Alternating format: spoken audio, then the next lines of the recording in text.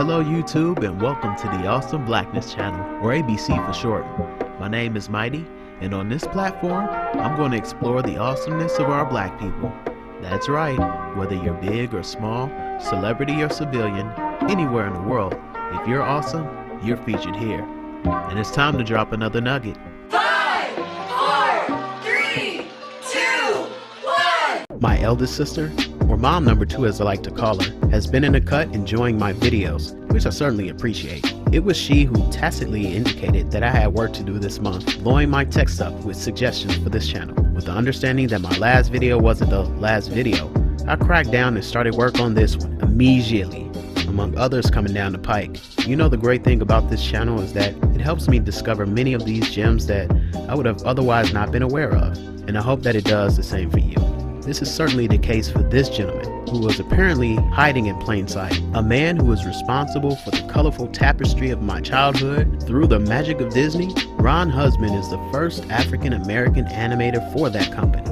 Now, many hardcore fans might argue that it was actually Floyd Norman, but let's quickly unpack this. While Norman did work for Disney Animation, he was never technically an animator, which is a title that is earned. You know, not like how the titles of today are passed out like candy on Valentine's Day in school. No, this is how you earned your stripes to be called an animator at Disney. So from the early days into the 1980s, an artist had to produce 100 feet of animation to get a screen credit. And in terms of rank, most artists started as in-betweeners, which is a key process in all types of animation that involves generating intermediate frames between two images called keyframes to give the appearance that the first image evolves smoothly into the second image, basically giving the on-screen images the illusion of motion. Side note, nowadays, this is a job that is farmed out to overseas companies, which is part of the reason why some of these shows can pump out episodes really quick. Anyway, those in-betweeners were then promoted to assistant animators, and the lucky few of them became animators. Now in Norman's case, it appears his career diverted from the path of an animator, only achieving the duties of an in-betweener for Sleeping Beauty, 101 Dalmatians, and The Sword in the Stone, as his talents were most effectively used in the story department, recruited by the man himself. Furthermore, he has gone on to have an illustrious career beyond Disney, working for a number of animation companies including Hanna-Barbera Productions, Ruby Spears, Film Roman, and Pixar, even co-founding Vignette Films Incorporated with business partner, animator/director Leo Sullivan, which produced 6 animated films and was one of the first companies to produce films on the subject of Black history, which still makes him awesome and reserved for his own video, but not the title holder of animator on this occasion, no less the first black one. That right goes squarely to Husband. Born on the 8th of February in 1950 in Los Angeles, California, Husband took a technical art job to provide for his family when fresh out of college. But like any creative person within the constraints of the corporate world, he had a thirst for more expressive freedom. This is what led him to take a night class led by Sam McKim, who encouraged him to submit his portfolio to Disney Animation. Head of the training division at the time was Eric Larson, who saw promise in the loose sketches of an artist who hadn't considered animation as a career prior. He was taken on as a trainee, where he was given 4 weeks to prove himself on an animation test. In his cohort were people who either had prior experience in animation, was mentored by the best in the industry at the time, or came from families with such talent, none of which was the case with Husband. And despite what could have easily been a cutthroat environment, kind of like some places are today, they all encouraged each other and flourished as a result. See, other content creators, there's space for all of us to grow. As far as Husband though, his first assignment outside of training was as an in-betweener, reporting to Frank Thomas on The Rescuers, which was midway through production at the time. Working on nights and weekends, he earned a promotion to assistant animator on Pete's Dragon. Shortly after being promoted to an animator on the short, The Small One, Husband underwent surgery to remove a brain tumor that would temporarily slow him down. By the time he was back to work full-time, production was underway on The Fox and the Hound, as he had lent his talent to Copper and Chief. For much of his time at Disney in the 1980s, Husband was repeatedly assigned crowd work and multi-character scenes. Within animation, these are among the least desirable tasks. However, he was able to devote his free time to illustrations and became an ambassador for Disney Animation, visiting schools to teach kids about the animation process and sparking a lifelong love of teaching and mentoring. He was able to break free of his crowd work on The Rescuers Down Under when he became a character animator for the first time on Cody. For Beauty and the Beast, Husband worked on the character unit for Gaston, but perhaps his most iconic moment in the film is the spoons diving into the punch bowl. Yep, that was him. He became a lead animator on The Hunchback of Notre Dame for Esmeralda's goat, Jolly. After completing Hunchback, Husband was trained in computer animation for the Dinosaur Project. However, his desire to continue in the hand-drawn medium brought him back to help on the traditionally animated Hercules. You know black people worked on this one.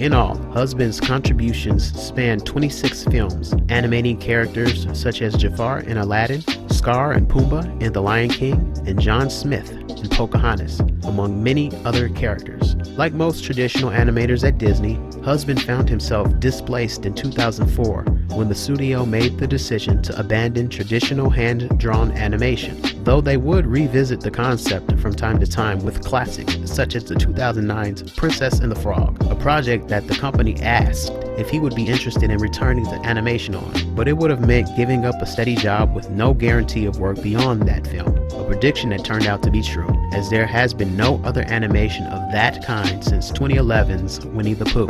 Here's a fun fact: The Princess and the Frog was the first Disney film we took our big girl to. Remember her from the last video? In fact, she had a themed birthday party at the theater before the scheduled showing. Here's a clip of her spazzing out over her ice cream getting replaced by her auntie after her scoop falls off the plate. Nay, nay.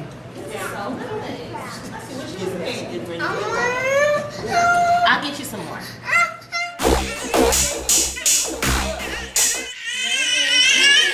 Whoa, ho, oh.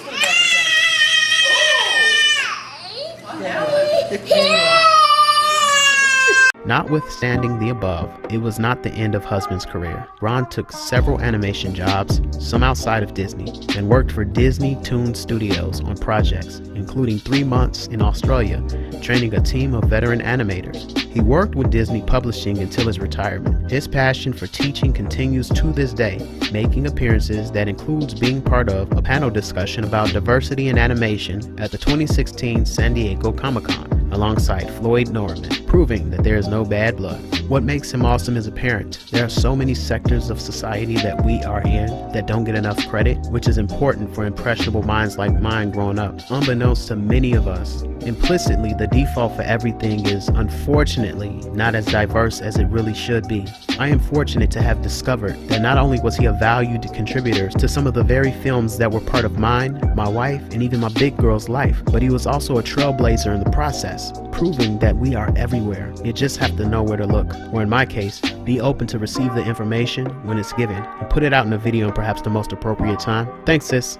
Okay, so thanks for watching. I hope that with this video, I enlightened some of you. I know I can certainly speak for myself as, again, admittedly, this wasn't even something on my radar, so I'm glad my sister brought it to my attention. The deeper irony of it all isn't lost on me though. As mentioned in my last video that this would have you in your feels, little did I realize that I was speaking for myself on this point. I'll explain.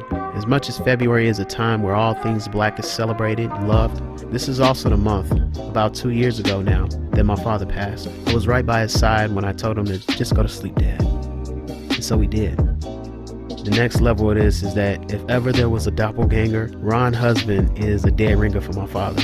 In fact, the more images I saw of him, the more it became difficult to complete this. But I persevered because I knew that he would have wanted me to continue to express myself through this manner. And I'm sure he would have got a kick out of watching these videos. And I don't know if my sister was aware of all the symbolism and depth before she sent this to me, but all I can do is embrace the energy and keep it moving. You know, it's funny because he was also a creative person himself with the ability to, among other things, sketch. Just one of the many things I discovered about him in his later years. It goes without saying at this point, but this video, this channel, it's all dedicated to him. Okay, so we continue this black awesomeness next week, so stay tuned. Up next is yet another nostalgic throwback dedicated to another special person in my life. In the meantime, if you like what you've seen, keep the love coming the best way you know how, by liking and sharing. Get more people to like, share, subscribe, and click that notification bell so you know when I drop another nugget. And until then, stay awesome.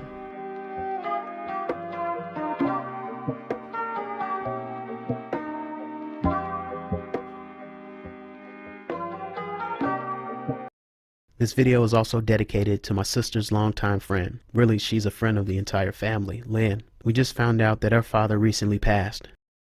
So I guess we have that unfortunate thing in common. Lynn, I can't tell you that it gets better. All I know is that it's different.